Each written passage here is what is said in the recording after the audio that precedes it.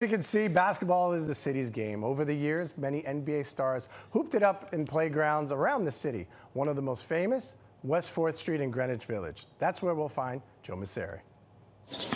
For nearly 50 years, the sounds of squeaking shoes on the summer asphalt has been a siren call for basketball fans in Greenwich Village. I had a dream to make the NBA, but this is a pretty good second option. I can't complain. I love it. Spectators lining up along a 20-foot-tall chain link fence just off West 4th Street to watch the competition on a playground court simply known as the Cage. It's the grittiness. I think it speaks to the city as a whole. You know, everything is hustle and bustle. You know, everyone's always on the move, and it comes out while playing ball here, especially in a tight confines of the Cage. Andre Anderson is the commissioner of the Summer League that was started by his uncle Kenny Graham back in 1977.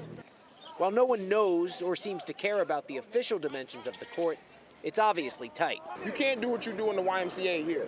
And if you somehow get your game off here, you're a special type of player. And the Cage has hosted plenty of special players over the decades. Jason Williams, Ross Strickland, Smush Parker, Lloyd Williams, Stephon Marbury. They've all passed through this park. It's got a lot of meaning out here because this park is it's like memories for many great ball players that come here. Which explains why it was recently named one of the best playground summer leagues in the country and was featured on the cover of The New Yorker last month. Melly Mel DJs during the games and says there's just a perfect rhythm of basketball, community, and music that provides the soundtrack to a New York City summer. So you hear that music, and then even when you're playing, you have a rhythm in your head. So you're moving and you're grooving to your style and your rhythm. And it's not offbeat. You hope not.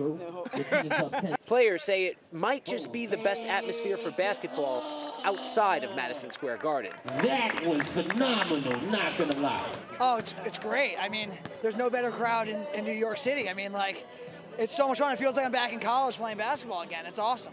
And with the Knicks off until the NBA Finals tip off on June 3rd, fans will have to get their basketball fix at New York City playgrounds like the Cage. And those who were in attendance today say there's just something about the chain link fence and the basketball inside that lures them like a moth to a flame.